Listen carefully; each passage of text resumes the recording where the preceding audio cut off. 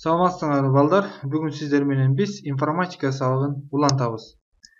Бүгүнкү өтүлө турчу темабыз сүрөттүү редакторлоо. Балдар, мурунку сабакта биз тексттик форматтоо боюнча үйрөнгөнбүз.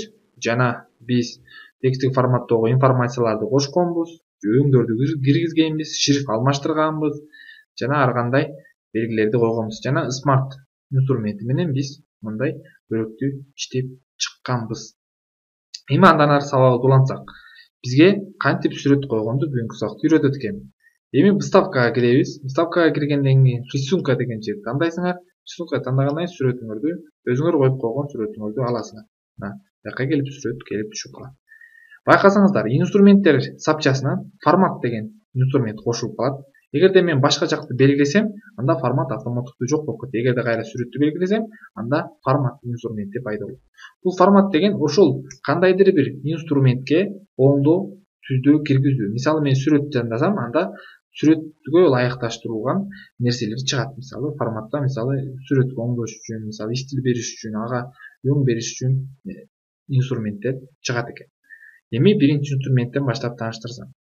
Бул инструмент сүрөттүн жарымын бөлүп коюуга болот.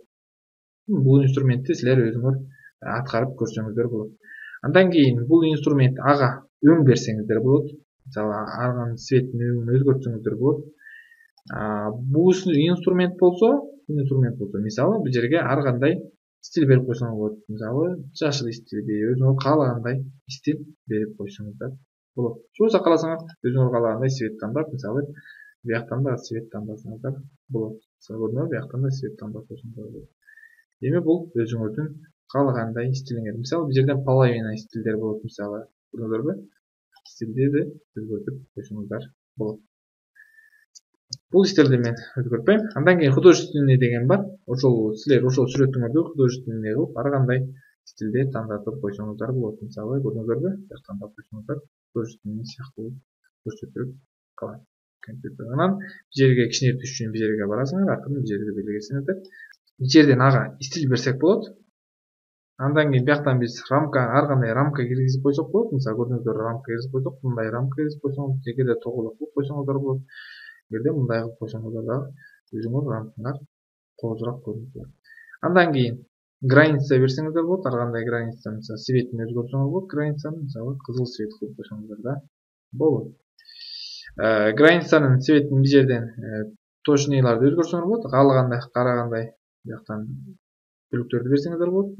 Мисалы мындай кылып берип койсоңуздар дагы коозураак көрүнүп калат. Андан кийин ага сүрөткө эффект берсеңиздер болот. Эффект бияктан көрсөтүлөт. Көрдүңөрбү? Каалагандай эффект, мисалы арткы фонго мындай эффект берип койсоңуздар болот. Эффектин өзүн сүрөт алыңыз, же болбосо бияктан дагы эффектлерди берип койсоңуздар болот. Мындай кылып эффект берип койсоңуздар, мисалы мындай эффекттер келип түшүп калат. Андан кийин смарт инструментин да колдонсоңор болот. Эгерде смарт инструментин белгилеп туруп, мисалы кандайдыр бир бөлүктү мисалы тандап туруп, мындай кылып койсоңуздар көрүнөрбү? Бул жерге мисалы бул жерде эмне деп, мисалы компьютер деп койсоңуз болот, мисалы. Компьютер деп койсоңуздар болот. Көрдүңүздөрбү? Смарт өзүнүн жумушун так аткарат. Кайра сүрөттү белгилейсиңер, бияктан өзүңөр каалагандай цветке алмаштырып койсоңор болот. Мисалы яркий цвет алмаштырып койсоңор болот. Жашыл цвет алмаштырып койсоңор болот. Ал өзүңөрдүн мына. Көрдүңөр? Ар бир инструмент белгилегенди көрдүңөрбү? Мына көрдүңөрбү? Инструментте конструктор деп чыкты. Бул жерде инструменттерди дагы дополнительный өзгөртүүгө возможность берет.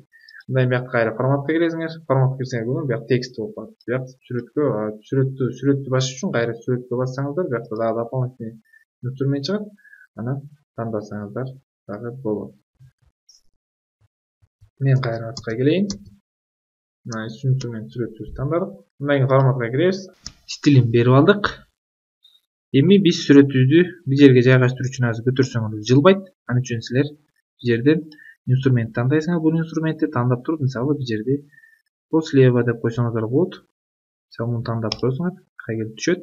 Муну кичинертсеңер, көрдүңөрбү? Мындай кичинек болот. Эгерде муну аркы мындай көтөрүп койсоңуздар, бул жерге келип туруп калат. Муну бияка турган үчүн муну Enter менен бияка түшүп койсоңуздар, мындай көрүнүп калат. Андан кийин по контурду бул жерден өзүңөр текстин артына кырсаңар болот.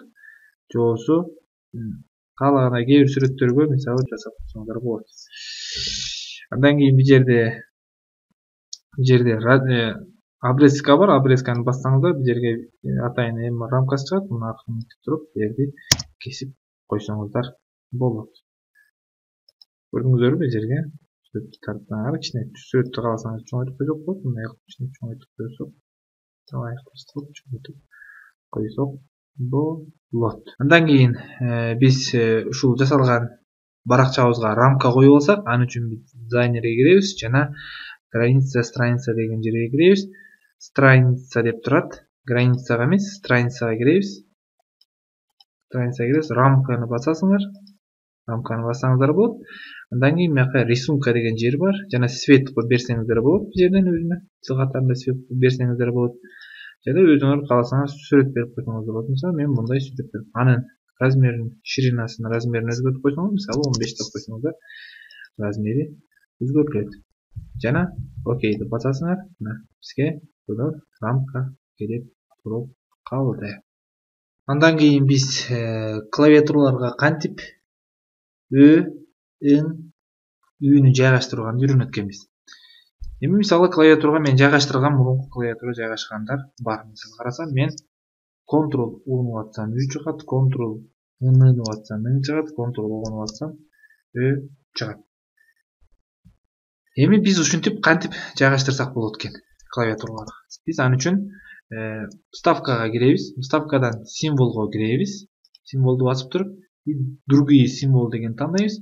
Анан бул жерден биз ыңды бияктан издеп таап алабыз. Мисалы мен бул жерден ыңды, мисалы ыңды табабын дагы.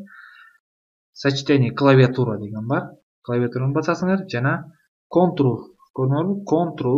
Ctrl-ны басасыңар, көрдүңөрбү? Анан назначить деп койсоңуздар, бияка Ctrl-ны болуп түшүп калат.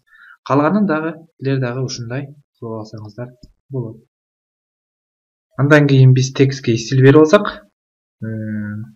бир стилди тандайын. Мисалы бул жерге стиль бериш үчүн вставкага киребиз жана вставканын ичине тамга көрсөтүп А деген такма экини басабыз. Өзүбүзгө каалагандай бир стиль тандайбыз жана ушул жерге жазабыз. Мисалы мен документ деп жаздым. Эми муну чоңойтолу. Сиз чоңойтуш үчүн кандай кылабыз? Муну үчүн кайра равныйды басабыз. Силерден размерди чоңойтуп алсак. Силерде өзүңөр ушундай каалагандай автореферат болобу, же болбосо доклад болобу, дил баян болобу, тышындагы обложкаңарды өз колуңар менен ушинтип жасап алсаңыздар болот. Балдар, биз сүрөттү редактирование үйрөндүк балдар. Эми бүгүн үй тапшырма алсак. Мен бул жерде көрсөтүп калган сүрөттү, титулный листти көрүп атасыңар. Ушуну силер дагы ушундай кылып жасайсыңар. Аткарган текшергенде менин фамилиямды коесуңар, аткарганда өзүңөрдүн фамилияңарды коесуңар жана өзүңөрдө каалагандай ушундай титулный лист жасайсыңар. Жана аны сүрөткө тартып Google класска жөнөтөсүңөр. Сак саламатта калыңыздар.